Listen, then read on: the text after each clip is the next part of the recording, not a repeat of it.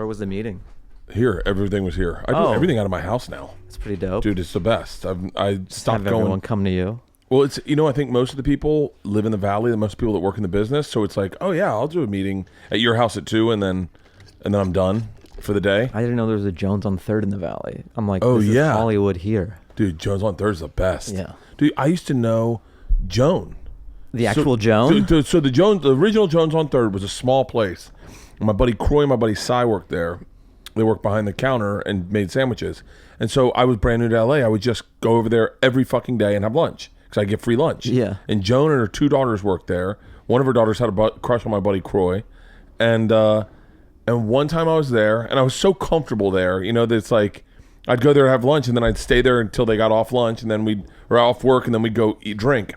We got done. We were eating lunch there one time, screwing around, and there's this girl writing in her journal, and I just go up and I start flirting with her. I go, what you writing? And she gets so pissed. And in my head, I don't even realize what I'm doing. Yeah. It was Reese Witherspoon. Oh, hilarious. Yeah, I was like, and she's just going through that breakup with Ryan Felipe. And timing. Wait, where did you grow up? Seattle originally. I mean, the burbs, but no one knows Linwood or Woodinville, so I always say Seattle. What was Seattle like? Like for me in the burbs, it was kind of like white and Asian pretty much as growing up. There weren't a ton of Afghans out there. That's where my parents are from. Where were your parents from? Afghanistan. Afghanistan? Yeah. For real? Yeah. Have you been for like USO stuff? No. Have you? No, I think I had the opportunity to, but my mom and dad were just like, we got out. Why would you go back? Wait, when did your parents get out of Afghanistan? Like, my dad came in the 70s. Yeah. So this is, your dad was, so when I don't know, not that you're going to remember this at all, but when all the drama was going on with Afghanistan and Russia, right? Was your dad like? See, my dad, he came to school here, and then I think he was getting like a math degree, and then he went back home, and then he could kind of see the way the temperature was happening in the country, and he's like, let me go back to America and get an engineering degree while he was out here, and then, so it was before it started to turn, And then he sent for my mom. He knew my mom from Afghanistan as well. And then so she came to America. And they they dated before? I think they just knew each other in Afghanistan. And I hope this doesn't sound disrespectful because the word sounds disrespectful these days, but only an immigrant would go, let me just go get an engineering degree. Like it's like the people that have come to this country have fucking busted their ass so fucking hard. And the problem I have with these immigration policies is where you go, and not everyone, obviously not everyone, but every time I hear someone, and then my dad didn't learn, I just had someone on who goes, my dad didn't know English, but he figured out molecular bioengineering and had to learn English for that. So anytime he talked to me, he only knew the words that were in his I'm like, I don't have that resiliency. I think there's just like a beautiful ignorance to like, and because you don't know any better as an immigrant, so you can do anything. There's no ceiling really. I think sometimes when you grow up, like even me being American and being brought up here, you think the world is a certain way, and like you kind of talk yourself out of doing something just based on, that's not how they do it, or you think the Matrix is the Matrix and you can't break out of it. Like getting. But when you're an immigrant, like. Yeah, I'll move here. I'll open up a yogurt land. I'll open up a Subway. Like they just see all these lanes. Yeah. These blinders. They just have like blinders on, and they don't get bogged down with the luxury of just growing up somewhere. Yeah. Yeah. What do you? Did you ever talk to your dad about what he would be doing had he stayed in Afghanistan? I don't know what he'd be doing. I think like ultimately, the dream for every like brown family is just like doctor. So I think that didn't pan out, and like engineering is. Do they have lazy people in Afghanistan? I'm sure they do. There's lazy people everywhere. Yeah. How could we never meet them over here? Because the lazy ones don't make it over, fuck it. Come to a new country. I'll sell used tires. Yeah. Whatever fucking makes sense. What, are you an only child? No, I have a brother. He's 3.5 older, and he's a dentist, so. Really? Took a lot of the pressure off me, Really? Yeah, if I was the older brother, I don't think I'd be able to do comedy. What language do you speak in Afghanistan? Like Farsi, but poorly. Like I don't speak it very well. Really? Do your parents speak it? Yeah. Did they speak it to you growing up? That's the trouble, because when my brother was born, he wasn't speaking until kind of late in life. So they just like. Really? And the doctor said, and my dad was just speaking English around the house. He didn't really care. And then the doctor, because my brother wasn't talking for a long time, the doctor said like, he's probably confused between English and Farsi. You should probably just like speak English around the house. So that's what was going on when I came into the world. And then my mom tried to teach us Farsi when we were older, like when we were 10 and stuff, but it's like the wiring is already kind of set. And then it's like taking summer school or something. You know, like in the summertime, my mom would try to teach us Farsi, but I see my kids playing, you know, my friends playing outside. I'm like, I want to do that. I want to learn my language. We're in America, Mom. Get with the program. When did you realize you were not, like, at what age did you realize, oh, I'm not like the other kids? I'm not Afghanistan. I'm not a regular Afghanistan kid. I'm a fucking American. Like, you're one of the more American guys I know. Yeah. I don't want to lose this line of conversation. Sure. But one of the things I think is cool, and you've witnessed this, is there has been, and you're a part of this entirely right now, there's been a real blossoming of allowing different ethnicities and religions and people from different countries just a regular old voice. It's like, pretty great. And it's but you were here when that wasn't it. Yeah. You were doing stand-up when that was not allowed. It's kind of tough, too. Just like, you know, like I've been in the game 16 years. I started in Seattle doing stand-up out there. And, yeah, my parents are from Afghanistan, and that could be a card that I play on stage and just talk about. And that's a lane, you know? And it could kind of be a fast-track lane, because something I've noticed about playing to a certain ethnic group or whatever is you can rise very fast, but the ceiling is kind of low. Because people love inside jokes, you know? Like if I do... And I never do it, but if I were to do like some impression of your dad, no, I'm saying like I just hate doing shows that are all one demo. Like if it's like an all black show or like an alt show or like an all Asian show, because it's just very one specific point of view. That's what I love about the store. It's like a cross section of America. There's no realer sample of America than like the OR or like the main room at the Comedy Store. You're gonna get conservatives. You're gonna get Australians. You're gonna get. And if you can make that room laugh, it's very magical. But when you do say, like, if I did some, like, Persian show, they're just going to want to hear, like, oh, why do we always drive white BMWs? Am I right? Oh, what's up with Baba being, like, you know? They'll be like, I don't know. Yeah, dads and shit. Yeah. I love that. But they just want that, like, oh, my God, that's so true. Because it's so just, like, this inside joke. It was almost like they were underrepresented in media, so if anyone referenced them or acknowledged their existence, that lit everyone up. Everyone was like, "Oh, he's talking about us." Sure. And now I think it's like almost like people go, "Yeah, we've done that, but we also eat at McDonald's too." I think it's more powerful because look, I could have gone down that lane. I don't think I actually could have, just because my comedy brain doesn't work that way. Some people's do, and that's fine. But I think it's more powerful when you can be a regular at the Comedy Store, where I see guys like you or like Rogan and Bert, and it's a slower burn. Yeah.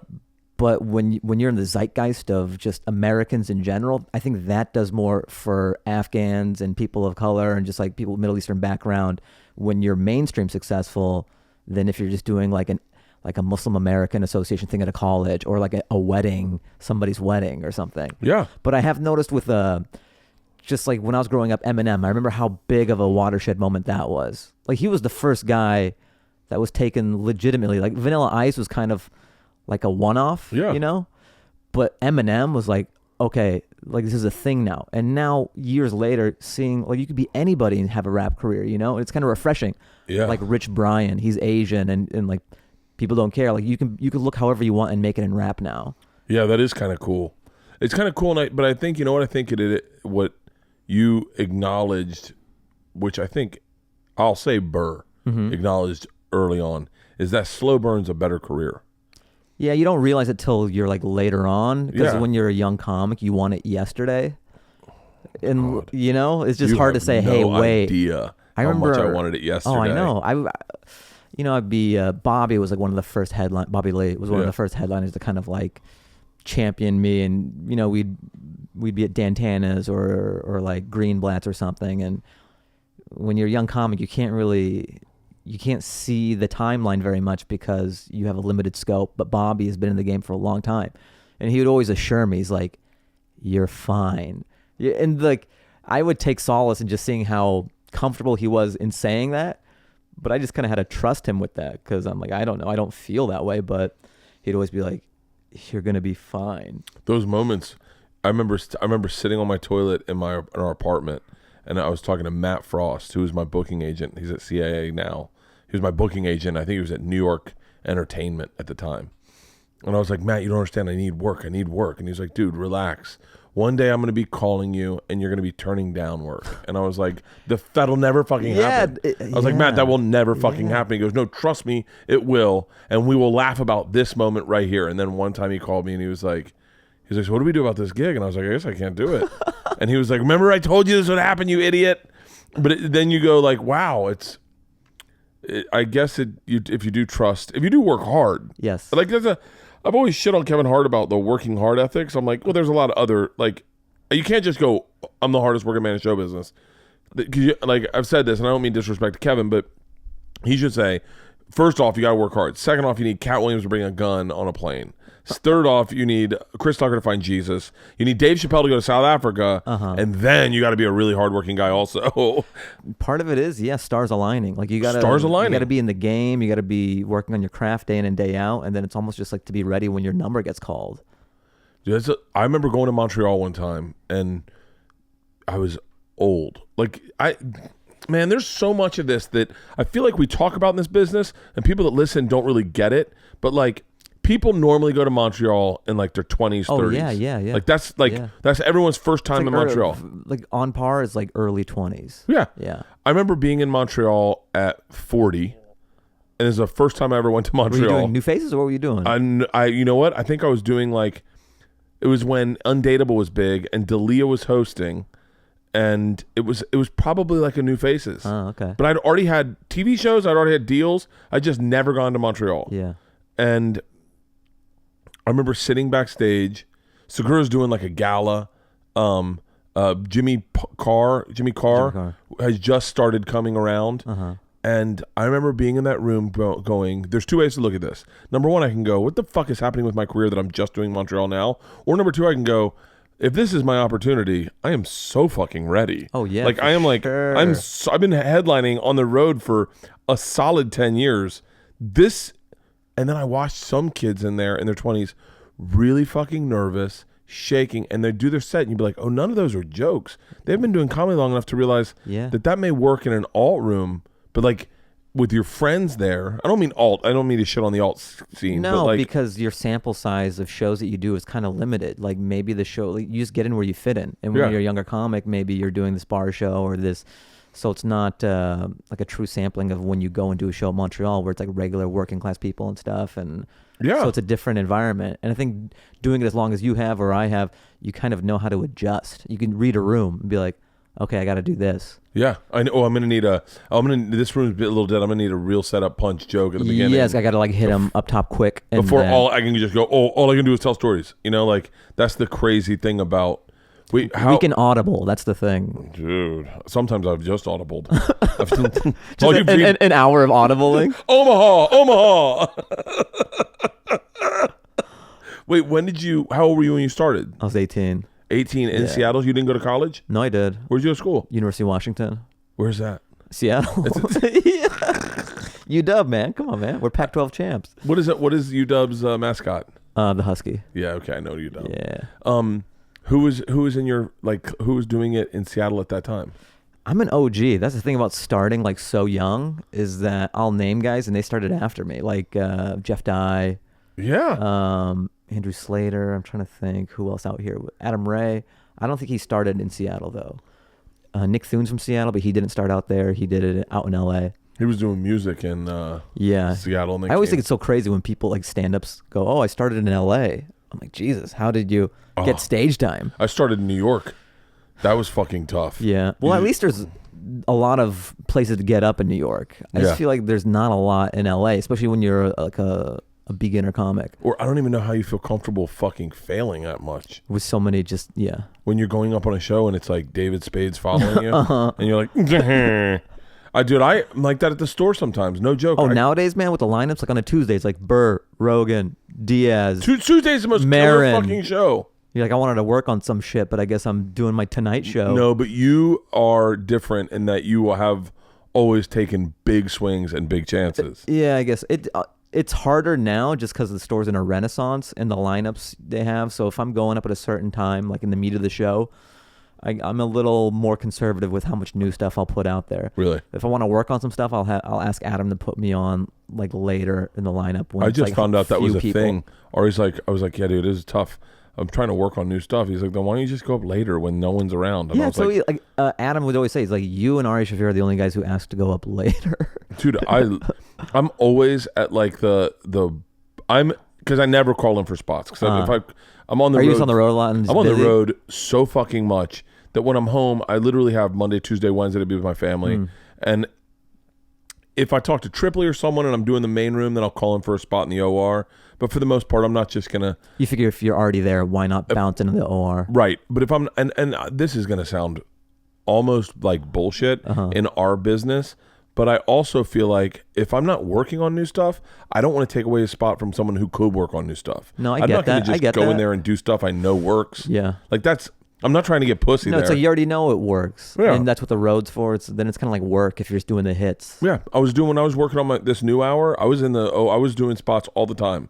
I do the trifecta, the fucking... That's the best. Belly room, OR, main room. Because by the time you hit the OR, you're like dialed in. Oh, fuck yeah. And you're like, oh, I've tried this joke twice. I know what's working on it. But for right now, I've got a new hour. I've been meaning to call in because there's a couple jokes I want to find out if they're really funny, if they're my fans funny. I see. I wonder what that's like. That's very cool that you've hit a point in your career where like you have people coming out to see you and you have fans and stuff, and they're like, I might have a little bit, but when I do the road, it's this weird... Bert always talks about it, like back in his day, about like killing in obscurity. Where there's no better feeling. You're like a great comic and everything, but these people are just coming out to see comedy as an art form. They don't know who the fuck you are, you know? It's just like, hey, it's Saturday, babe. Let's go out. So it must be so cool where people come out and they're like, Bert, we love you, blah, blah, blah.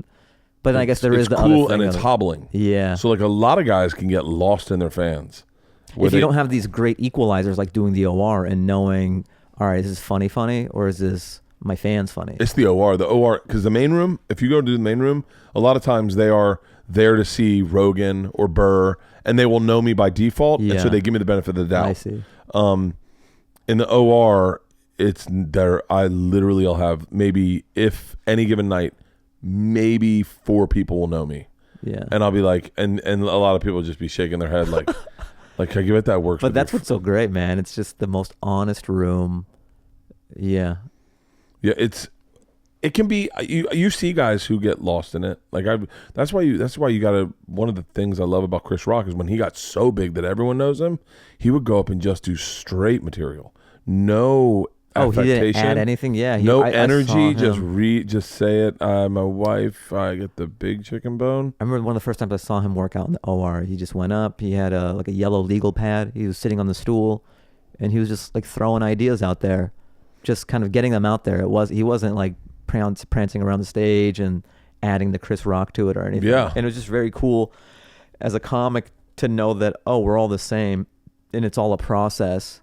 He does what I do. You know what I mean? Yeah. Like, it's not gangbusters out the gate every time. It's just that's what we see when someone is at such a high level. Dude, my epiphany was with that, because you get to a place where you're doing your act and your road so much, and you're struggling in your own art, that you look at other guys and go, oh, they must be fucking it's just pouring out of them. I was in Dayton one time. I was getting paid. Doc was writing my check, and Dave Chappelle walked into the office when I was getting paid. Mm-hmm. Just walked in. And he was like, just bullshit. And he's like, yeah, man, I'm having a hard time writing. I can't write anything good. Can't write anything new. And I'm like, I think I literally said, you're Dave Chappelle. And he was like, yeah. And I can't write anything new. Yeah. And I was like, oh, that happens to you too? Sure, I talked to Attell on the phone yesterday for like 45 minutes. He was like, yeah, I don't know. I don't have anything that's good right now. And I'm like, Dave, the thing you just said to me on the phone, I use that. Like, he said in a 45-minute conversation, he told more jokes in that conversation than I think I have in my act. Like, he just was like, boom, boom, boom. Dude. But yeah, I think getting lost in how do you go about writing new material? How do you go about coming up with things? It's tough. It's changed. Like when I first started, it was like a script, you know. I mean, it's just a very novice thing to do. When it was almost like I'm reading a monologue, kind of. I would like literally write everything I was going to say, long form, and I would just kind of be reading it like on a teleprompter in my brain. Which is not good for stand-up, because stand-up's all about connecting with the audience, making eye contact, and like being nimble and stuff. I've done that where you're going through it in your head. You're like, I think I missed the line. Yeah, it's like literally someone is like scrolling the teleprompter in your brain and you might have some jokes in up there, but you're not connecting as a human with the audience. And then over time you get better at it and more comfortable on stage. And then it would be bullet points kind of I would write down. Then I had like a marble notebook in my back pocket that I would jot some stuff. But now I just have Evernote in my phone. What's Evernote? It's like notes on your iPhone. So anything I update on my phone, it'll update on the same thing on my laptop. So if I make an edit on my laptop, it'll update on my phone. They sync with each other. Getting that right now. Sure. On my app store. I've been writing them. I've been speaking them into my notes on my iPhone notes. I see. And then are you able to pull it up on your laptop too? Sometimes, maybe. Because I like sometimes on my laptop I have an idea and I want to do that, and it'll just go to my phone without having a... Oh, it just syncs. I'm never on my laptop enough to write anything on my laptop. It's always on my phone, and so I just like having the option. Mostly I'm on my phone too, but now it's shorthand. I'll just write a few words to capture the idea, and I'm just good at living life and recognizing an idea and jotting it down. I wrote the joke yesterday. I think I'm starting to get woke. Because I just stopped speaking in the black guy persona when I have sex. That just stopped happening when I have sex with my wife. But I wrote that in a meeting, and someone was like, "What are you giggling at?" And I was like, "Because you know what it is. I got to be dead honest with you. I'm not. I'm like fucking 1995 woke. Like the most woke person in 1995. I'm that guy, dude. You know what? I was just thinking, like, you know how everyone has bloodlust and tries to attack everybody and shit about like not being woke.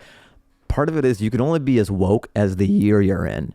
Like we're in 2018 right now, and even the wokest person right now, in 50 years he will be Hitler. Yeah.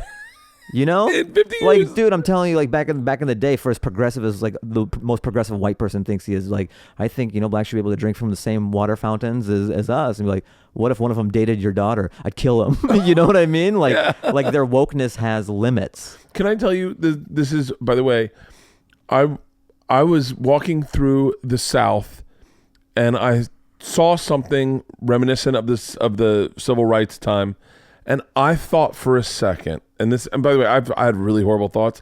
I thought, man, I kind of wish they had kept one of those racist water fountains, like blacks only, whites only. I wish they had just kept one so we could see it. See what it's like? Yeah, and then I was like, I think that was the whole point of civil rights, is get rid of them all so no one felt less than. Dude, I used to have a joke. I go, you know who really hated civil rights? The guy that made water fountains. They cut his business in half, literally. Like overnight, they're like, all right, they'll all drink from one. And he's like, I was selling them two at a time. I have a fucking house and a horse. And what if it was a black guy? You know what I mean? Like, so he's torn. Like, sure, it's great, but it's cutting into his bottom line of like, dude, selling twice as many water fountains. But what was I about to say? But yeah, but I have those ideas sometimes where like, have you ever seen old racist art? No. So, I actually make some of I have an Etsy account where I sell some of my, I call it new racist. It's kind of my spin on an old tradition that's been passed down from my dad. It's like playing the blues now. My grandfather was very racist, and then, you know, he passed it down to his dad, and now I'm the racist one, and I create art. It's a lot of wood art. It's a racist wood art. We're getting into wind chimes. I was taking my family to Yellowstone? No, Yosemite. Okay. And there was a stop of a place that had, it's since gone. There was a stop of a place that had pastries and cheeses and fruits and wines. It was like a great general store. And I walked into the bathroom, and then it was all racist memorabilia. Really? And the Sambo eating a watermelon. Yeah. And but it's so, in a weird way, I got so excited because I saw it that I was like, oh my God, this is like, it's almost forbidden. It's almost like seeing porn. It's like, and then going, they don't even know that you're not. And I was taking pictures of all of it. And now my phone's filled with racist artwork. And I'm like, I gotta get rid of it on my phone. If someone finds my fucking phone, they'll be like, look what this guy's Are into. they just so naive they don't even see it for that? Or? There's a whole generation of people in the South that go, oh, that's not racist. That's just our salt and pepper shaker. But it's like an Aunt Jemima and an Uncle Tom as pepper, and just like, And that's what, there was a lot of that. I remember seeing it in. That's so weird when like racist hallmarks like that or racist art is tied in with nostalgia, because then you maybe try to tell someone that it's racist, but it stirs up all these memories of their childhood and everything, and it feels like an attack on their childhood. It does. There was on, this is like, I can't believe I'm referencing this, that I remember this, but there was a wife swap where back when they did that TV show Wife Swap, yeah. Where it was a black lady going to a southern house and then the southern lady going to the black house. And the black lady was offended by the kids' dolls. The dolls were like old racist dolls. But that was like something they gave in their family, was one of these dolls. And the black woman wanted to throw away their dolls. I think that was it. I'm going to probably paraphrase it. I'm sure someone's going to remember it. But I remember they were like, the kids were like, you can't throw away me, Ma. And they're like, and she's like, they're offensive. That's racist. I think that stuff. I worked with this gay guy. We were in Italy, and he was like, we were walking down we parked. We were going to go on this like canyoneering thing, and they had set up this like table full of like pocket knives and like whatever you'd have. But one table was all Nazi memorabilia, and he bought a ton of it. And I was like, oh. Like, of course you can buy it. You're gay. Like, no one's going to accuse you of being like a racist. Yeah. And I was like, not that I wanted it, but I was like, I could never buy it. In my head, it was automatic off limits to There's me. just certain things. Like, I have a joke about like how, like, one of the things about white privilege people forget about, or, you know, there's common tropes of white privilege. But for me, I'm saying like, you can have whatever conspiracy theory you want. You're allowed to. And everyone's like, yeah, you can have that. Whereas I can't be like 9/11 was an inside job. You know what I mean? They'll be like, nice try. But what kind of information do you have? But if you're white, you could have any conspiracy theory you want, and society's okay with it. Like, you're allowed to have that. That's so funny. Yeah. 9/11 was an inside I can't job. say that. I could be like, jet fuel can't melt steel beams. Here, slow it down, minute.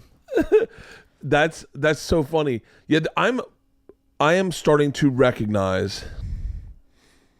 I mean, it's more for the joke. I'm not one like, you guys don't understand how much privilege. I'm not militant, you know. No. I'm starting to not, and it's super problematic because I think that my fans, I think people that are fans of mine, are also fans of Burr's, and they like the white guy that digs his heels in the ground and goes, it's great. I love it. I'm not man. moving. I watched Ian Edwards' special last night. You know, we were in Long Beach, and it's Bill Bert Presents. So Bill Bert did a set before Ian and brought him out. Like, it was a great intro. Yeah. But it was just so fun to see some stuff, his newer stuff I haven't seen for a bit. Oh, dude. Yeah, so funny. And he's one of the type of guys, though, who has the social currency and equity as a comedian where he can talk about some of the things he's talking about. If he weren't Bill Burr, I think lesser comedians would get roasted. Did you see him on Sarah Silverman's show? No. Was it great? It's uncomfortable. Oh man, I gotta watch this. Is it on like YouTube?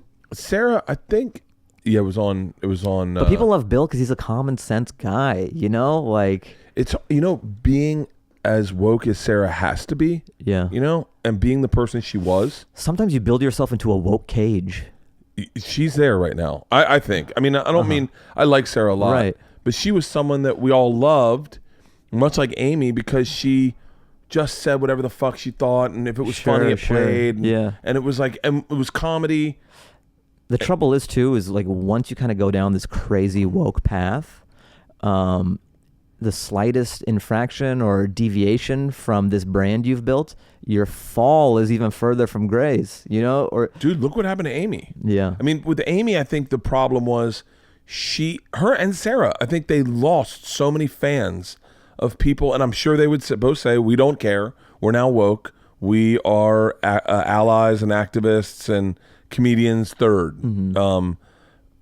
If that's their path they want to take, that's great. I think I just got in to do comedy. I don't think I ever came in like, I'm going to slide this back door so I can be a politician one day. Mm-hmm. I have no interest in ever being a politician. I don't want anyone to ever take me seriously. Yeah. Like yeah, I'm the same way. I kind of like, I might have whatever beliefs I have believed, but it's kind of just comedy first. And sometimes that other stuff I don't want people to not like me for this reason and then judge the jokes that are supposed to be silly for the sake of silly based on this other thing that doesn't matter about this. But does that make us cowards that we're not willing to like... I don't know about cowards. I think we just have different priorities, you know? Yeah. Like because I'm not willing to state my beliefs on a fucking poster board when I do stand up. I go, my stand up, I keep thinking when I write a joke, and some liberal guy asked me, I wish I remember that guy's name. He had such an impact on me. It was one interview, and he was like, "Are you alt right?" And I was like, "Huh?" And he was like, "Well, you seem like you're alt right. You seem like," and I was like, "How?" I was like, "Wait." In my head, I'm going through my mind. I go, "Robbed a train." I fucking talk about shit about my kids and my wife, and then I'm like, "No." And he goes, "But I think he was saying more to the point that I look it, so I should be it." And then I was like, "Well, Nate," and so I got really cognizant of going, I would hate for someone to come into my show, hoping to have a great time, and then go, "Oh God, he's really kind of alienating me politically, and now I feel like he's attacking me a tad bit." Like that's just me, for me, right? And sometimes, like, I did a 1 hour special, and I talked about Islamophobia, but only like 3/4 of the way through my set, so it's all just silly, regular stuff. And if I want to make a point, I just want to kind of like jab and move. I don't want to like pound people over the head over it. It's like, here's an alternate perspective. This is just my POV as a brown person growing up in America, something maybe you may not have thought about. And it's kind of fun to do it. There's a way to do it just for my comedic sensibilities where people could warm up to me who might have opposing political views and be like, oh, because they already like me leading up to it just by doing regular stuff. Yeah. You can kind of be strategic about an opposing point of view and not sit in it for like an hour. I don't think you have to sit in. I don't like, and especially online. You know what's so crazy is I started realizing that all our bosses, technically, what would be our bosses, all the people that run studios and networks, they're all very, very, very liberal and vocally liberal. Like, and I think they're also older. Maybe I don't, but I was like, there's this one guy I follow, and I won't say his name, but he's like a pretty successful actor. And he's never tweeted anything interesting, just everything's super aggressive against Trump, like super aggressive. And I was like, this guy literally just eats and breathes hatred for Trump. And then I went to a meeting and someone brought his name up and I went, yeah. And they're like, we love that guy. We love his politics.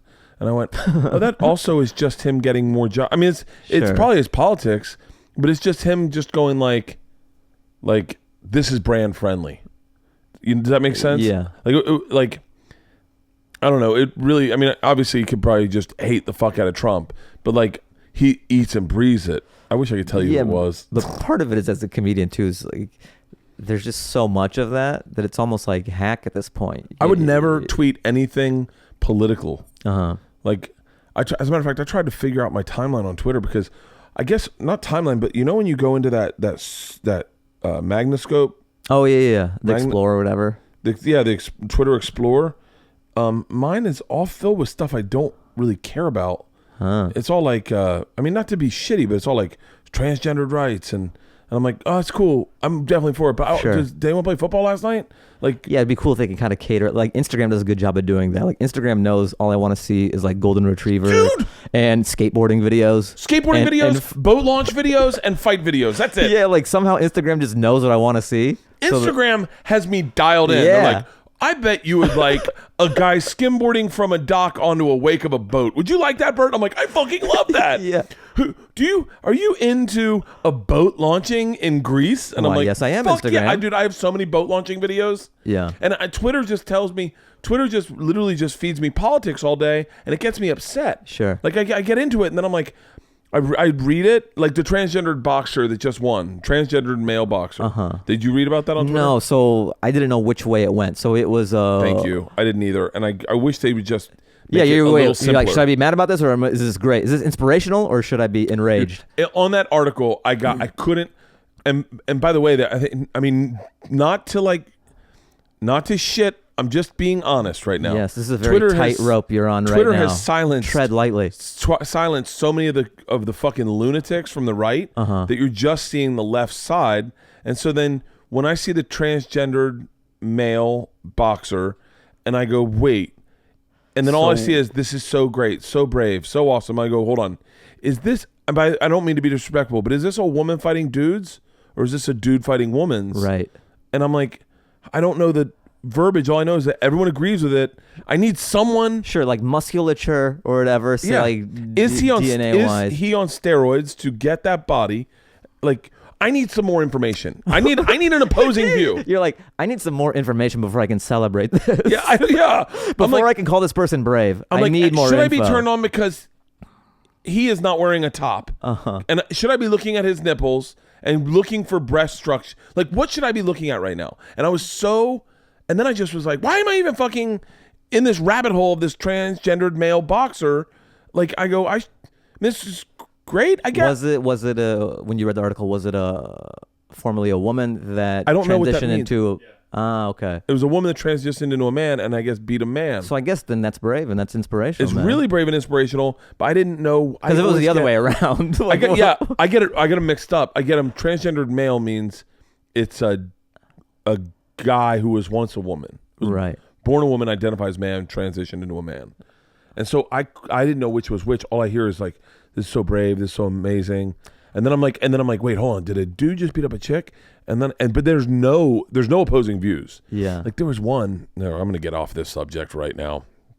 Yeah, it's almost like once you say a buzzword, there's like a shot clock in the corner as to how long you can stay on it. Dude. And we just don't know the nuance of the community. So what sounds like ignorance is ignorance because we don't know, and it's not because we have any ill will. Please don't crucify us. Yeah, we mean well. I heard a debate at the Cellar one time between two comics. One being Rich Voss and another being a very great comic. And they were debating the Holocaust. What, point, counterpoint? It was for or against? It was so funny. I know that you're not supposed to laugh at the debate of the Holocaust. But it's like it's two comics. It's two comics. And it's in private, so. And it was so, and I was laughing so hysterically, but I was like, this guy was providing a counterpoint to Voss saying the Holocaust had happened. And this guy was like, I think your numbers are screwed. But it was so funny that I was like, and there was no hatred. It was just two great comics just going back and forth at each other. And I was like, I wish Twitter was more like that. Like just friendly banter where it was like. But I think that's what's great about podcasts though, is you can kind of understand context, nuance. Whereas with Twitter, people attach a lot of their own. There's so much projecting that goes on Twitter. And I was saying to somebody, you know how sometimes you send a text to somebody and they misread it, and you're like, no, I didn't mean it like that at all. Twitter allows you to do that to thousands of people at the same time. Yeah. So it's bad. Dude, I got in trouble. Not in trouble, but like I got a lot of people coming after me and then commenting on any video I posted or anything I posted because there's a hunter that I like. I won't say his name, but there's a hunter I like. Just like a hunter? It's one of Rogan's buddies. Okay. And so I posted I didn't know hunters were so big that you could just be like a fan of a hunter. Oh, I'm a fan of 200. I'm a fan of 300. I'm a fan of 4 hunters. I'm a fan of this gatherer. You're into hunters? I'm more of a gatherer guy. 5 hunters. I have 5 of my favorite hunters. I'll list them off. I don't know any. What? I got to hang Cam Haines, Joe Rogan, Remy Martin, Remy Warren, Adam Greentree. What are their weapons of choice? And Steve Ranella. Arrows, guns. Yeah. What about I want to hunt with ninja stars? Dude, I just follow the weirdest fucking people online that like I have nothing in common with. My daughter said to me the other day, she goes, Dad, these people would not like you. It's harsh. And I was like, well, they love me. And she was like, nah, Dad, look at them. Like, you're talking about men who go out and provide their own, like, all you do is just.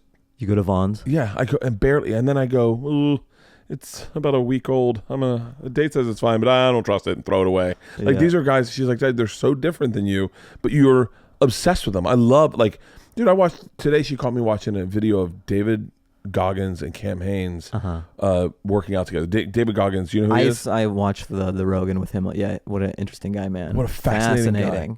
Dude, he was yelling. He was doing, this is what is wrong with me. Many things. But this is number one.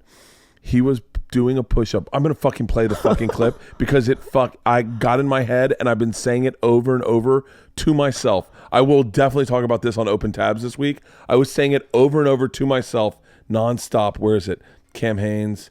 It was right here. Cam Haines, David Goggins. Listen to what he says over and over to himself. I could not get over this. I've been saying this over and over in my head. Listen to this. Listen. Listen to what he says about the boat and the log. Listen. 20, you got some more in you. Listen. 21, yeah, get it again. Here we go. Come on, we want to see it. gonna carry the boats and the logs. That's you, buddy. Come on, 23. He says it again. Come on, 24. Listen. One more, David. Who's one more to carry the boats? You're gonna do it. You're gonna do it. You're gonna do it. You did it. Who's gonna carry the boats? Who's gonna carry the boats and the logs? I was saying that today. Who's gonna carry the boats and the logs? And my daughter's like, "What the fuck?" What, like the day after that posts on YouTube, just every guy at 24-hour fitness, just chants of that throughout the gym. Dude, that's brilliance to me. Like a man who in his like stuff like that, I get obsessed with, and I become like, I go, "Who's gonna carry the boats and the logs?" Is that someone's job, or I don't even know what the fuck he's talking about. Yeah. But I fucking saw that. And by the way, like sometimes when I eat with people, if I'm done eating and they're still eating, I'll ghost eat. I'll go like, like just I can't help it. Just I do it pantomime all it? the time. And when I was ghost working out, when he was doing that, I was going, my face is going, "Grr." So it's just the video they posted of them working out. Them shooting arrows, doing a run, and lifting weights. He's one of my favorite hunters and easily one of my most inspirational people to watch is David Goggins. Cam Haynes, Yeah. Alex Honnold, Jocko Willink. It's probably got so many views too, right? Huh? Dude, I'll tell you what, this morning it has 74,000. Right now it's got 139,000. Yeah, imagine trying to pitch that to a network exec. You're like, look, it's going to be some guy doing bench press, and then his friend's going to shoot some arrows, and they go, what's the story?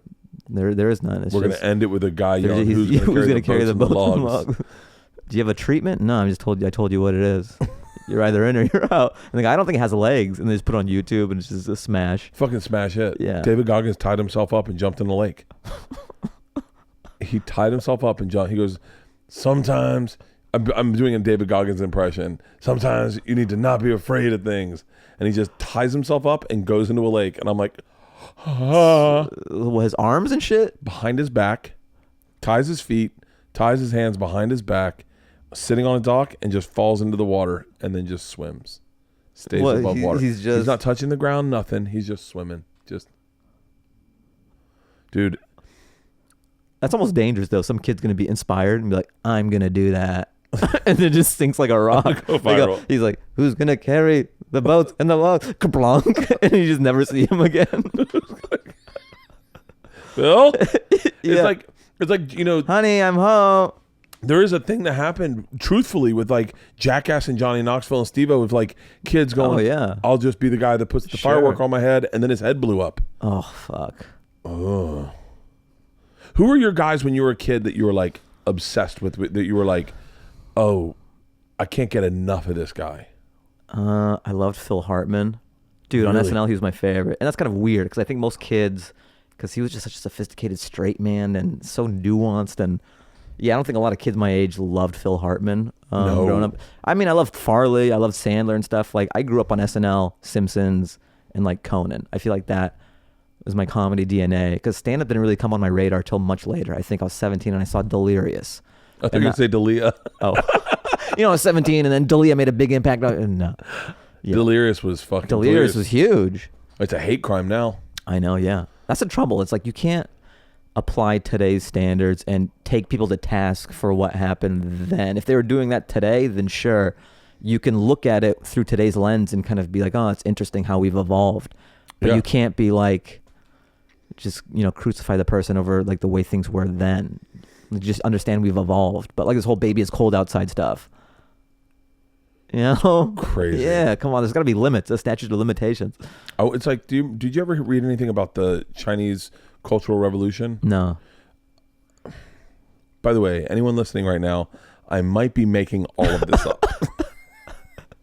I remember hearing it at a dinner party when I was in like college. My uncle represented China. And so China had a cultural revolution, I think. Are you looking this up, Austin? Do you have any info on this? Had a cultural revolution where they took anyone who was an academic, anyone who had money. The kids came in and they killed them all. They threw them out windows. They fucking basically made it so that the dumbest person was as smart as the smartest person. There was no difference. It was like true socialism, I Yeah. think. Am I right, Halston? And No, just wing it, man. You're doing great. yeah. Yeah, fuck this fact checking. I like this version. Yeah. And so that's what I feel like we're going through right now, where you see this like you said, it's like Delirious was of its time. that was what comedy was. Yeah. You know, Kevin Hart tweeting out 10 years ago. I mean, I think I mean, in all fairness, I think what he tweeted about his not wanting his son to be gay. I think that probably I don't find that to be hilarious. Sure. You know, I think I personally. Sure. But I don't think at the same time Tracy Morgan was saying he stabbed his son. It was if he was Right. gay. And so part of me goes, yeah, you got to get. It was a different time. Things were different back then.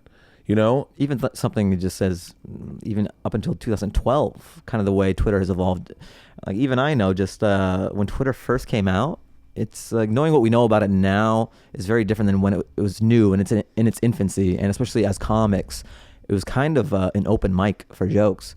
Just you would have these fleeting thoughts as a comic, and they were kind of like mixtapes for comedians. You wouldn't even think. You would just be like, the same muscle that would happen just throwing an idea out on open mic, you would do for Twitter. Because maybe it would take off. It's just sort of like a lotto ticket. Like, oh, maybe this is a good idea. It's just a testing ground. Yeah. And when you do that, you know, you and I both know that if you just do that at a show and it doesn't hit, you're like, oh, okay, it's just a swing that didn't connect.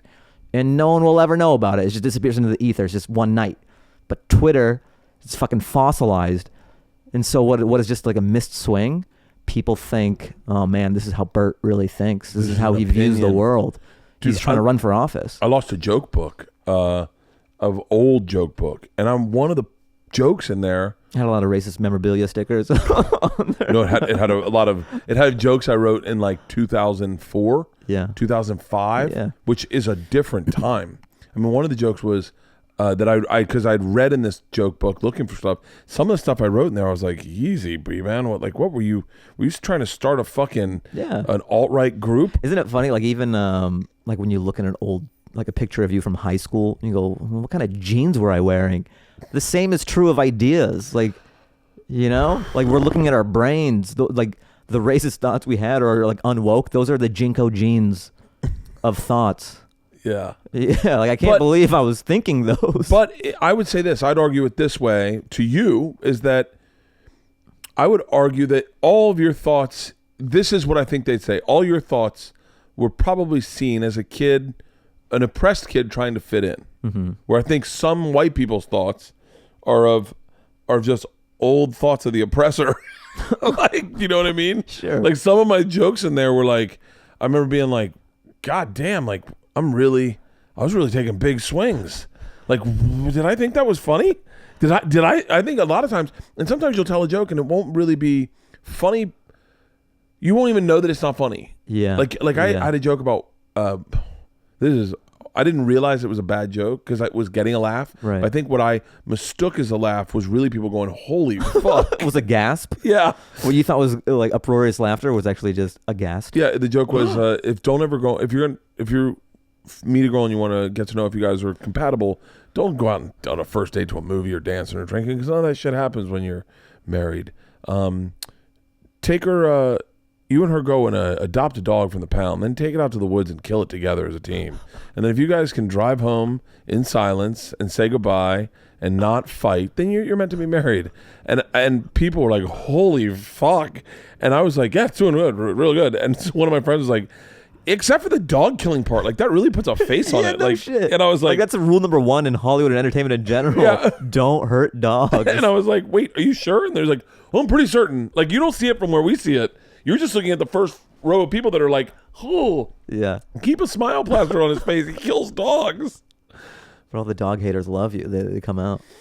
Dude, I've had so many times where you write a joke and you're just like, I almost say, I'm glad I was trying to be edgy when I was younger, and I'm glad I stopped because I think there will be an edge, but I'm not trying. Trying to be edgy is... I think especially when you first start out, you don't have enough of a skill set to truly be edgy.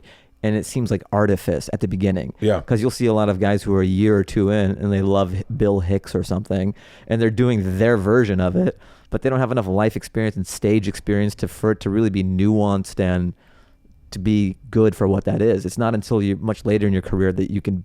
Like what Bill Bert does is truly edgy, and you just need that time to kind of simmer in it and see things for what they are, so you could truly be edgy. What was the first joke you wrote that worked?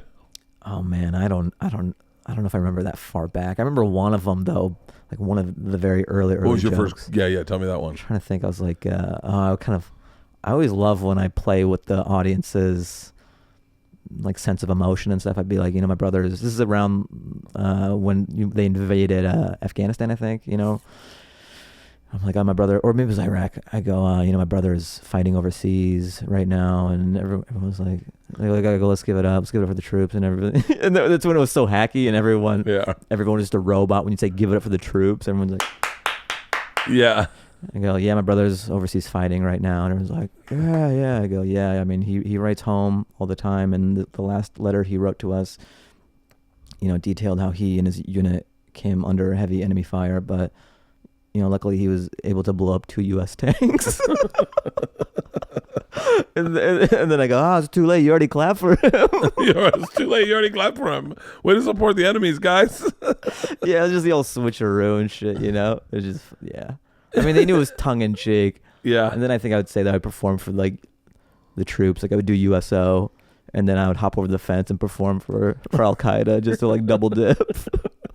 Might as well get 2 paychecks just get in 2 one. paychecks. I remember having, I remember right when the war started, I had lunch with,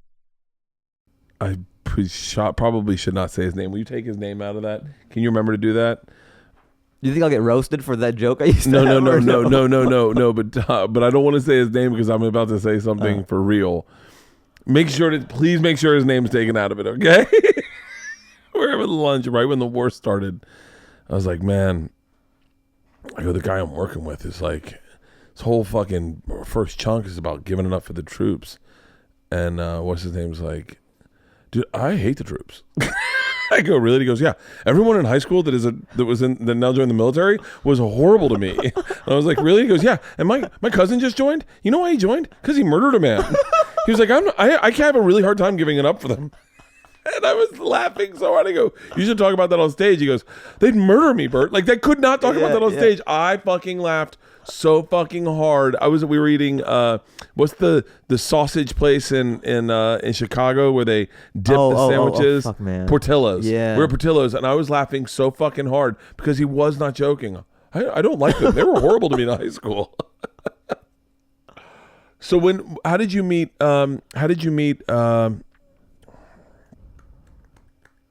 my favorite fucking guy on Netflix right now? Oh, Hassan? Hassan, yeah. How did you meet Hassan? Just comics in LA, man. Like, he used to living in the Bay Area. I think I had moved to LA from Seattle. I was working at Boeing still, so. And he worked at Boeing? Yeah, I was an engineer for a bit, for like 3.5 years. Hold on. Yeah. Let's put a pin in. All right, I'll put a pin in Hassan. Yeah, sure. Wait, what do you mean you were an engineer? That's what I went to school for. It was just like a very calculated way to do stand-up. Like, I knew I was doing it when I was 18. I had to go to college. My parents were going to pay for college, and engineering was like the lowest degree I could get and have them still pay for it. Because I wanted to do theater and shit. And in hindsight, I'm glad that they nixed that. Because, look, I'd be eating out of a dumpster right now if I got a theater degree, really. Yeah. So I'm glad that I got something with teeth that allowed me. Then I just applied to jobs in Southern California to get me out here. Got a job at Boeing in Long Beach. And I would work by day, and I would just drive up to Hollywood at night. And I double lifed it for like 3.5 years. Who were we just talking to that was no, someone was like I'm a biochemical engineer. Yeah. Brooks? Was it Brooks? It was Brooks. Yeah, Brooks Wheelan, yeah. I like it's like a secret society of engineers who are comedians now. That's fucking crazy. Yeah. Yeah, he's like, oh yeah, I was a fucking. I remember when he was working and stuff. Then were you working? Because we would like talk about it a little bit. Just yeah. Really? So you got a job and you'd drive up. So I'd work by day. I was living in Long Beach, and then after I'd punch out, I'd go home for a bit, and then I would drive up to the Comedy Store and just do like bar shows, shitty bar shows. I would do some stuff in Orange County as well. It was just work. My whole life would always be school and stand up, and then when I got a job, it was just work and stand up. Really? Yeah, until I got to the point where I could just do this and acting and writing full time. But it took 3.5 years of like legit working in a cubicle and stuff. And what was your day to day like? Like, what was your job?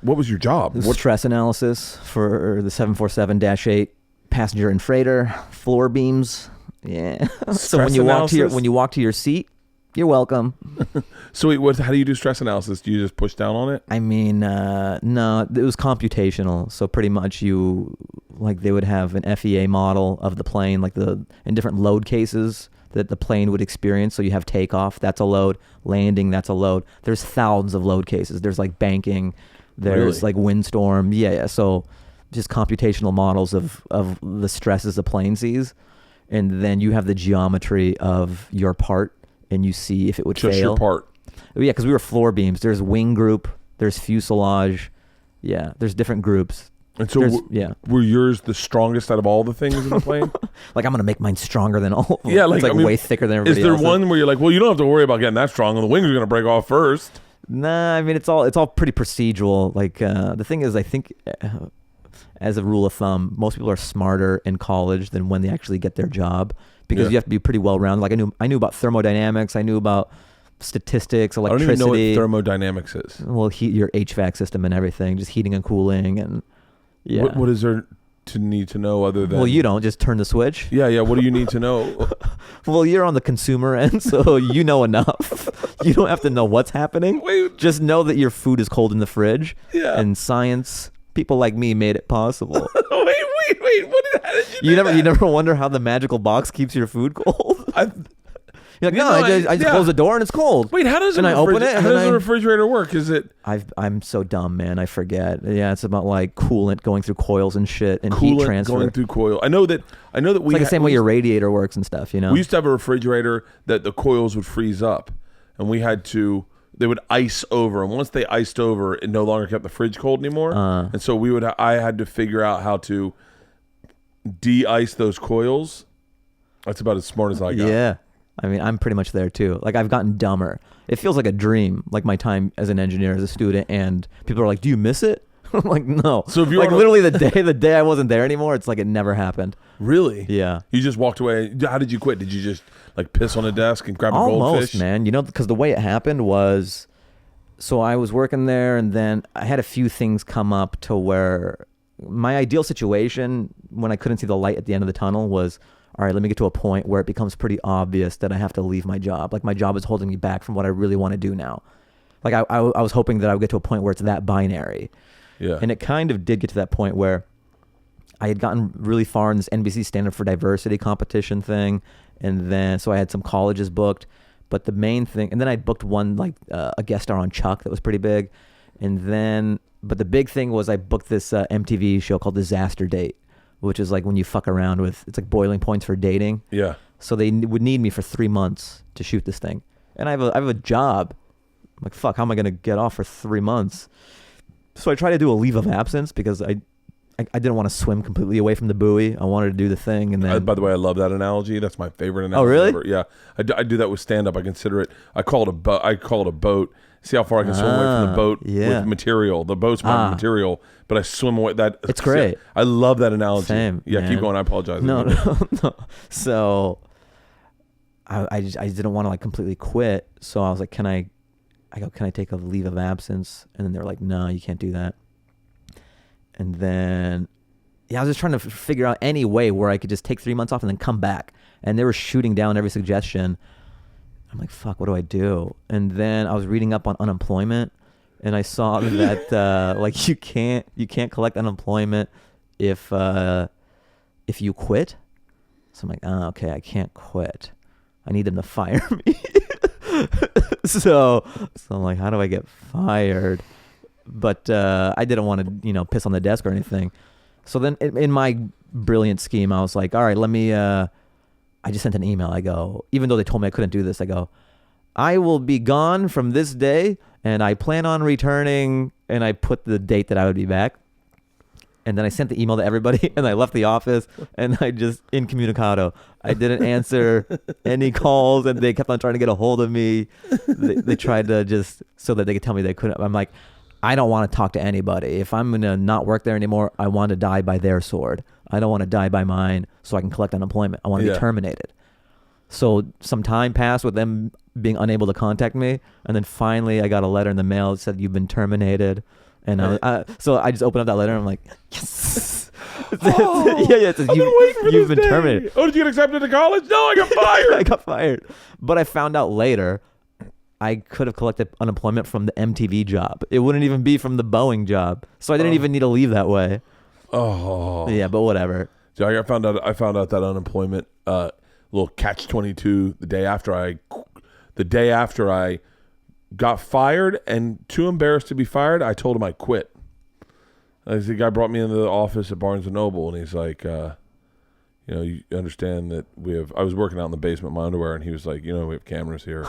And I was like, no, I didn't know that. And he goes, you're fired. And I go, that's okay, I quit. And he goes, what did you just say? I said, I quit. I said, I don't even want this fucking job. And he was like, cool. Awesome, man. Congratulations. Thank you very much. And I went, you're welcome. And I walked out, and I told my friends, like, he fired me, but in the last ditch effort, I Hail Mary pass, I quit. And they're like, oh, you should have had him fire. You could collect unemployment. And I was like, oh, fuck. I was like, no wonder. He was like, cool. Yeah. Cool, man. That's awesome. Yeah, fucking Dwayne. Oh, fuck.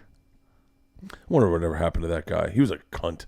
He's probably thriving. Dude, first day of work, he showed up to the information desk where I was, and he was like, hey, what do you do again? I said, I'm a comedian. And he goes, no, you work at Barnes & Noble. Don't ever forget it. Oh, that's like some shit out of a movie. Like some 80s movie. I think I just talked about Is he this part of somewhere. Cobra Kai?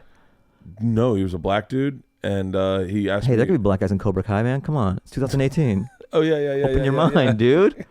They don't have that policy anymore. Cobra Kai's very and they're the good guys now. I don't know if you've seen the reboot. They're the good I have guys. not seen the reboot. It's actually really good. Really? Brett Ernst is in it? Yeah, it's great. What was I going to say? I feel like I've talked about this somewhere. There was a gay guy that worked there. I think his name is Andrew or something. And when Dwayne did that to him, he goes, what do you do for a living? And Andrew goes, I just came out of the closet. And Dwayne was like, okay. And just walked away. And I was like, you didn't. He normally says, you work at Barnes & Noble, but he couldn't change it. I just came out of the closet. That guy was so much fun. He goes, no, you work at Barnes & Noble. He's like, I guess I have to pretend to be straight again. That too. Oh, wait, I'm straight? Oh, shit. He asked me if I wanted to be a manager. He's like, we did this morning seminar thing at Barnes & Noble, and he goes, he gets done. Everyone's walking out. And he goes, can I talk to you for a second? I go, yeah. And he goes, you went to college? I said, I did. He said, you have a degree in creative writing? I said, yep. And he goes, what are you doing here at Barnes & Noble? I said, I'm just, trying to make a little money while I try to get into stand-up. And he was like, why don't I get you into the management program? And I guess the reaction I had was reflective of what I thought of him and his life. Because I was like, oh, no fucking way. He thought he was doing you the biggest solid and like taking you under his wing. Yeah, and I thought we were just two dudes who had a similar job, not realizing he was a manager. And I was like, dude, who the fuck wants to be a manager at Barnes & Noble? And he looked at me like, I do. And I was like, oh, yeah. Oh, shit. This is before Amazon smashed them. Oh, dude. This is all one of the million things wrong with me. We were the ones in Astor Place, Barnes & Noble, that got the brand new system to research books. And they came in and they taught us how to use this brand new system. I mean, it was groundbreaking, really. It was because it really incorporated the internet in 1998. It incorporated the internet into this system. And they were like, this is going to be across the country in Barnes & Noble. And then every time after that, for maybe 10 fucking years, anytime I was at a Barnes & Noble and I needed a book, I was like, give me the computer. I got it. And I'd bang it in because I knew how to operate it. Yeah. And they'd be like, I was at the flagship company that ingratiated this into the system. I was so obnoxious about it because it was like the only bragging rights I've ever had in life. Like, trust me. You're like the Steve Wozniak of Barnes & Noble. An ISBN. Is that what it is? Oh, an ISBN? Yeah. Even I know ISBN, yeah. Is that how you find I just hear that term all the time, yeah. Yeah. But, yeah. So let's get back to Hassan. Yeah, so we were both kind of in the same point of our, like I was still having a day job and he was working at this place called Ning or something. It was like when MySpace was big and then artists would try to have MySpaces of their own. It'd be like their own network. So he was doing Silicon Valley stuff a little bit, but dabbling in stand-up as well. But he was living in the Bay. I never even heard of him. Hassan? I never even heard of him. Well, he was out in LA. That's how we met each other. Well, we met when he was in the Bay Area, but then he moved to LA and we would see each other just in the stand-up scene and we were friends that way. And then Me and Aristotle. Have you met Aristotle before? He hangs out at the Comedy Store sometimes. I have. I almost certain I have. Yeah, probably. So me and Aristotle started making YouTube sketches because I was making YouTube sketches on my own when I first moved to LA, and it was hard to get on stage just because you might be funny in a smaller market like Seattle or something, and the cream rises relatively fast because it's not oversaturated. But once you move to New York or in LA, there's a huge bottleneck, and you have to. It's starting over again, but you know how to write a joke. That's the only difference. But I was just creatively backlogged, and then this is when YouTube sketch was kind of a thing. Like it was a viable way to kind of get seen, and things would go viral and stuff. So I started making YouTube videos while still doing stand up. And then Aristotle had seen a few of them, and he's like, I think they're great, man. He goes, I direct. I didn't know he went to USC Film School and is like a talented director and has a great eye.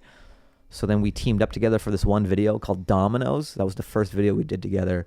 Was it online still? It's online, yeah. Wait, can I see it? I mean, it's too long. Please watch it. How long is it? It's like 5 or 6 minutes. It just looks so beautiful when it makes the turn and everything. And after we did that video, we just struck a friendship, and it was it's like when you find your bandmate, you know? Yeah. Like my writing and his directing and I really came together, and I think we made some right now. Some great shit. Oh yeah, this is great. Already I'm like, oh wow, great. And this is when great establishing shot. Yeah. when Domino's was trying to do that thing, the focus groups, like, we know our pizza is trash. Yeah. So, they would have these focus groups like, we're sorry about our pizza being trash in the past.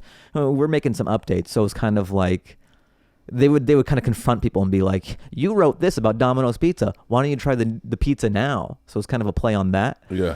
But whatever, the video did really well. It went viral and stuff. I think it went on Reddit. And then some of them did, some of them didn't. But the relationship and the collaboration stayed. And then we added Hassan and Asif Ali to the group just because it felt like more of an angle. Like 4 brown dudes with very American sensibilities who were born here. We could do mainstream shit like this Domino's thing, or we could talk about the brown experience in a smart way, in a nuanced way, because like SNL can't do that, they don't have the racial composition to do it. Yeah. And so we did internet sketch for like 2 years, and I think we were just too early, man. This is before Trump got elected. This is before our people were in the news every day, in the news cycle, and just suits couldn't see it at the time. We would take these meetings and they'd be like, why are you 4 brown guys? Which is like something you wouldn't ask a 4 white sketch group, Yeah, you'd never ask that. Yeah, you just accept it for what it is. Hassan gets busy with Daily Show, so he's in New York, and then we're doing everything on our own, like our own money. Like Hassan was running Boom, Aristotle's doing lights. We have no support. It's our own money. Yeah. And you get burnt out after 2 years, and then he gets Daily Show, and then we all get busy with other shit. We live our lives. Our profile's kind of raised just in our own lanes. And then his, especially with Daily Show, and then the Correspondence Dinner, and then his Netflix Homecoming King. It was a great slingshot. He kind of gets to a new level. And then Comedy Central, I think he had dinner with one of the people, and they're like, do you have anything you want to do? And he goes, Goat Face, back in the day. Like, this is a great thing that me and my boys do. We would love to do something with that.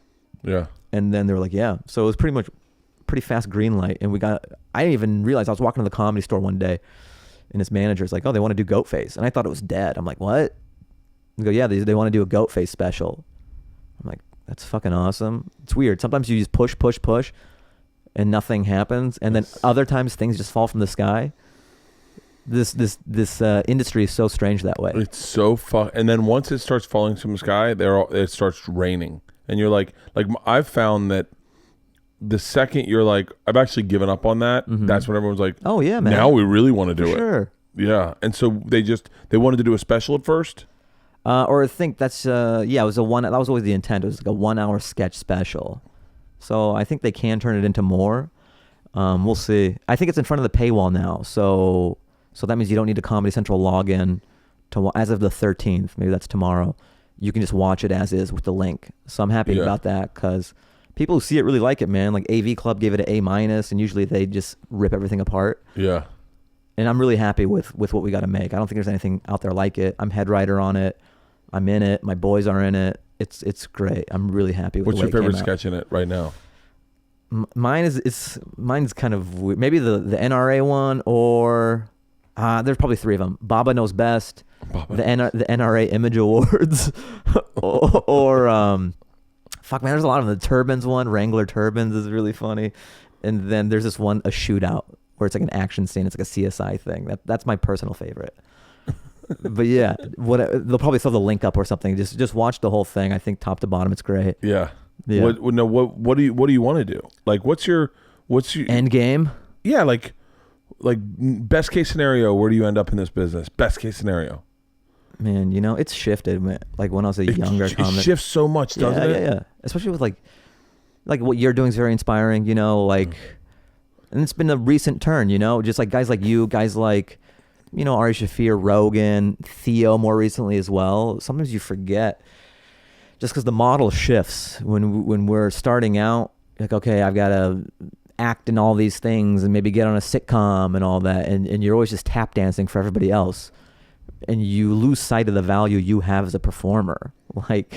And this is such a direct to the people way to connect to the fans, and you're really taking ownership of your own career. And that's become more exciting to me as I've gotten older, just kind of having a base of stand-up, a podcast, and the goat face thing is great, but those are offshoots of what you have as your core. You have your core fans through stand-up, and your podcast is a way for them to connect with you. And yeah. And it's fun to do that. But ultimately, I think it would be great to be able to do, like Ricky Gervais or Larry David, where you're a writer, actor, director. I love that shit. Like, I want to do that too. Yeah, I have no interest in, I shouldn't say no interest. I have very little interest in just acting in someone's project. Yes, same. Like, that's become less alluring to me nowadays.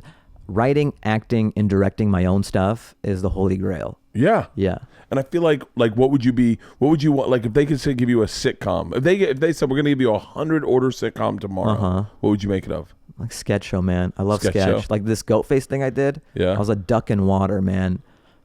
Cause I have all the, I think in stand up and I think in sketch. Really? They come fully formed to me. You know how I'm jealous of music. Like I love music, and I'm so envious of people who they see a song in their mind and they can just, see it to fruition. I don't have that, but I have it with comedy in terms of stand up and sketch.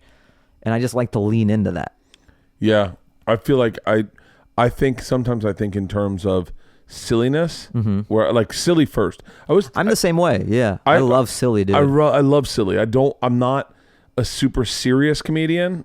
I don't want, and then sometimes I think I was listening to this interview with Marin did with Jeff Tweedy from Wilco, and he was saying, how do you write music? Which I really find interesting when I hear musicians say it. And then in that I was like, yeah, how do I write comedy? And Jeff Tweedy was like, sometimes I'll just figure out the song on my guitar and I'll hum where I know the words should be. And then one day I just sit down and I go, all right, so what are those hums going to be? Yeah. And I was like, I do that with comedy. I kind of hum where the joke should sound like, and then I just figure out what will the words be. Yeah. Just, And sometimes there's a magic to maybe your best joke. You don't even remember, like think about a joke you wrote a year ago. You don't even remember how you came to it. I can almost tell you how I came up with all my jokes. I'm not that way, man. But the problem is a lot of my jokes are stories. Okay. I'm bad at that. Like I'm envious of guys who could just spin a yarn. Like I'm sure you're fucking great on This Is Not Happening. Like I've always been like, hey, you should do it. But I'm not a good storyteller, or it's just a different gear. It's a massively different muscle. Yeah. Especially if you like.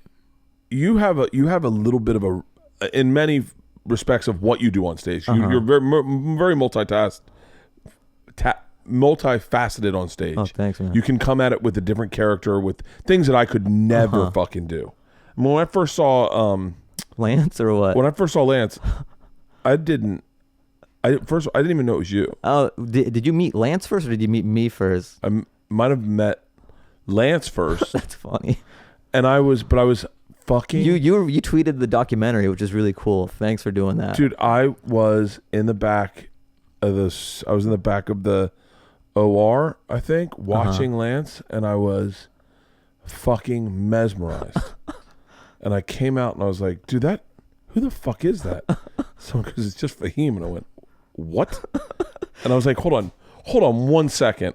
And then I think I went home that night and I watched the documentary and I was like, This is fucking amazing. I go, my brain does not think that way. It does not think that way. That's the thing with comedy. You kind of envy, like a lot of the guys I envy are things that I can't do. You know, like sometimes I'll see David Cross or something. I'm like, fuck, I can't do that. And I think we just have this affinity for things that, I don't know, are outside of our skill set or whatever. I just find that. But it's such a fucking, how did that happen?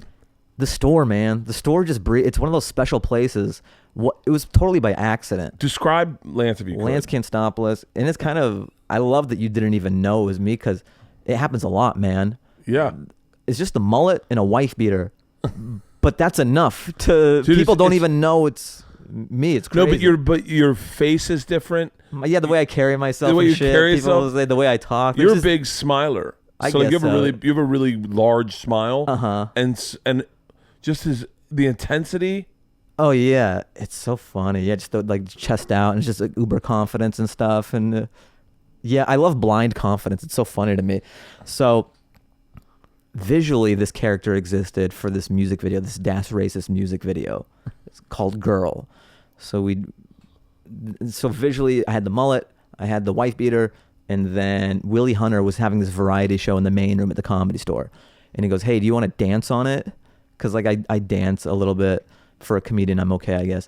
And I go, that'd be weird if I just dance on your show as me. That's kind of like weird and sad. Yeah. I go, can I do this character? Like I'll dress up and dance for your variety number. He goes, yeah, that's fine.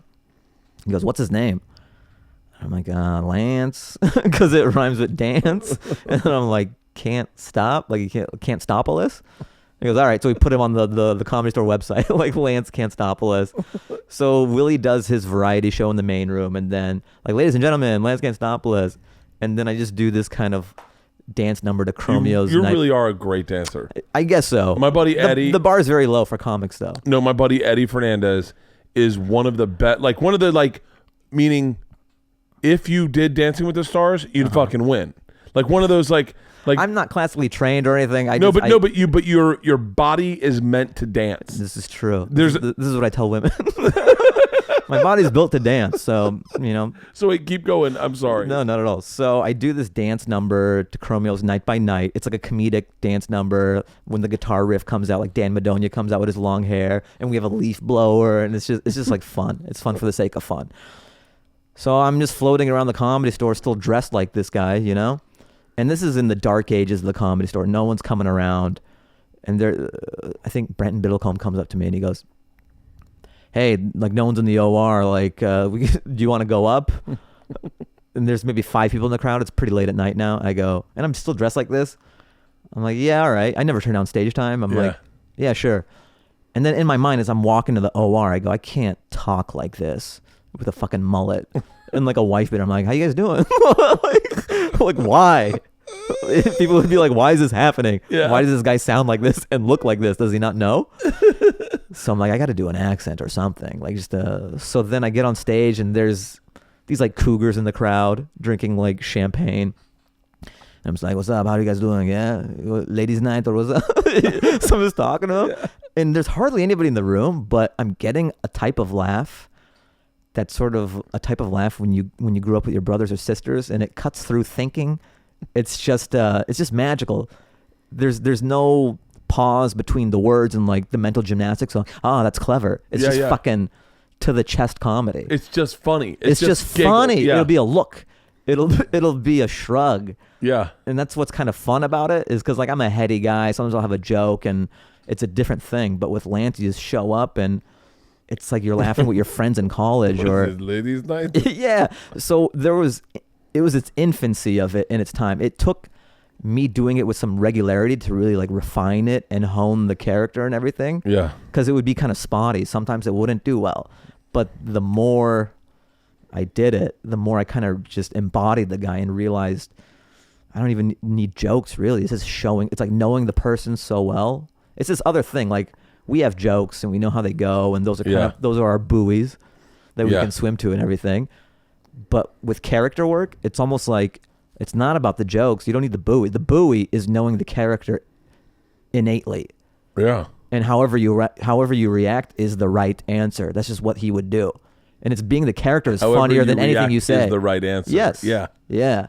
That's fucking brilliant. Yeah, however you react is the right answer. That's of course what Lance would do, and that's why he would just part of the coal of the train, because they would announce like Lance Cantstopolis, and then I would dance for like a minute up top because they would just play some electronica music, and then Lance is just dancing for a minute, and it's so fun because look, you got fucking like Rogan, you've got all these heavy hitters, and then this guy with a mullet's dancing for a minute, and it really sets the tone that like nothing serious. You could turn your brains off. Dude, I enjoyed it so much. I was sitting in the back, doubled over, going like, "This is fucking amazing." And then someone's like, "You didn't know?"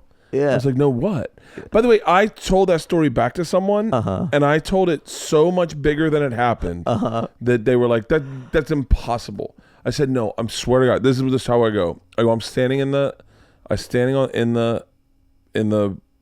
get off stage and I'm standing in the hallway, and literally this Greek guy hops over the fence. You know the fence where he hops over the wall? Like hands over like a pommel horse and slides over and struts past me into the OR, gets on stage and starts dancing. I'm double the fucking over. I go through the whole thing, and then he walks out with a cigarette, and they're like, "None of this happened. He didn't have a cigarette in his mouth." I go, "Dude, this was."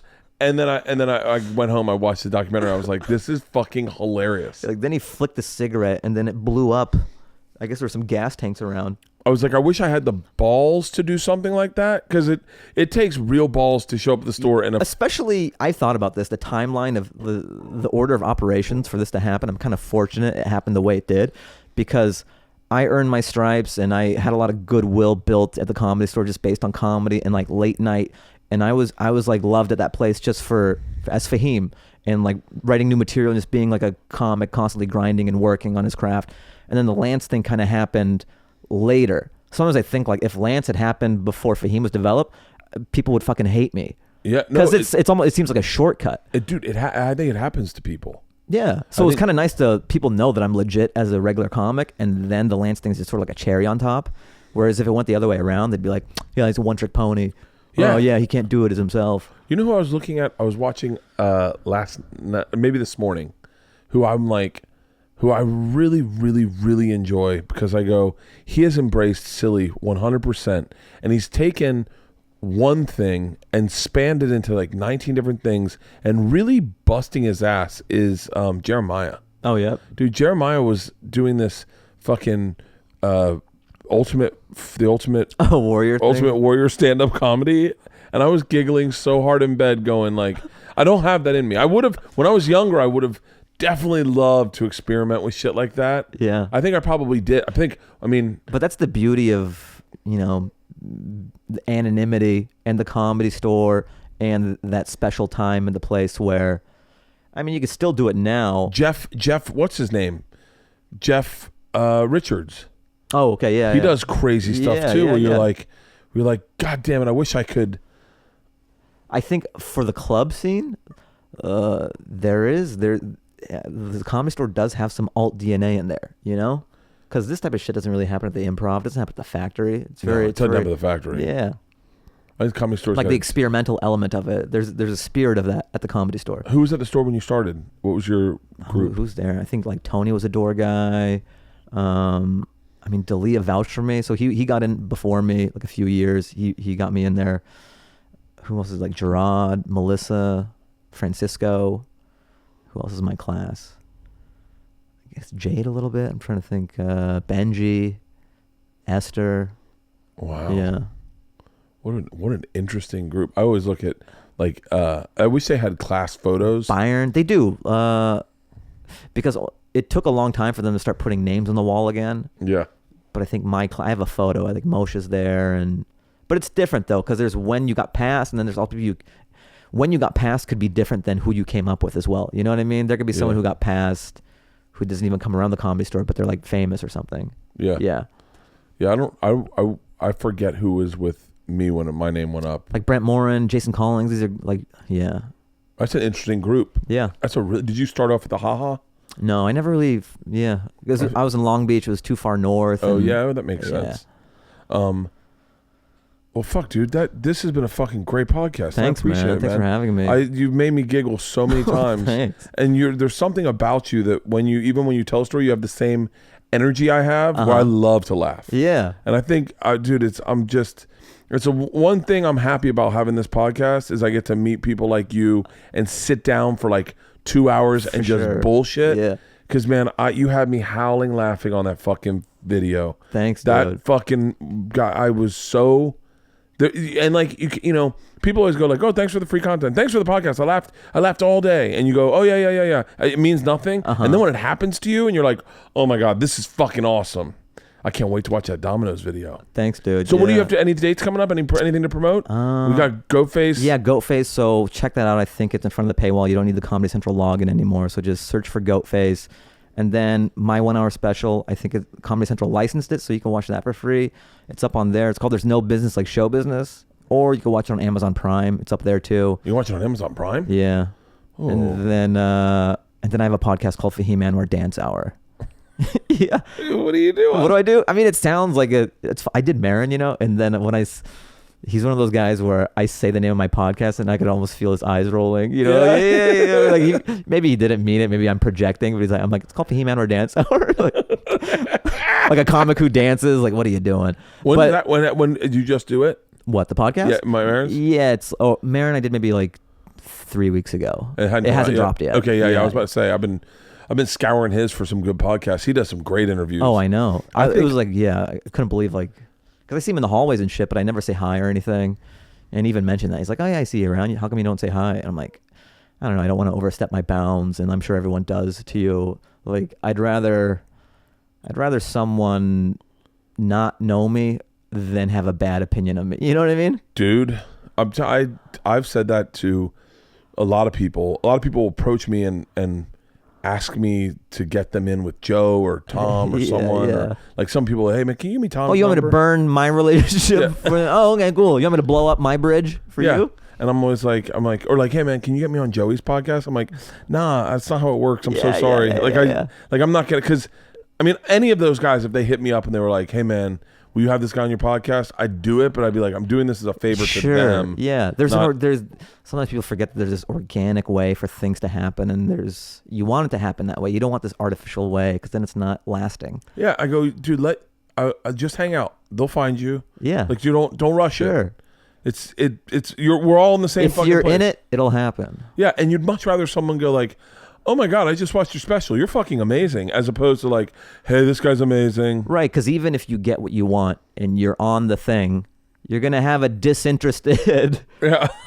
Like, how good is that podcast going to be? Yeah. The Favor podcast. The favor path.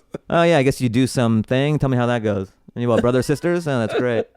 For 3 hours. Do you think you'd do a tour with Goatface? Yeah.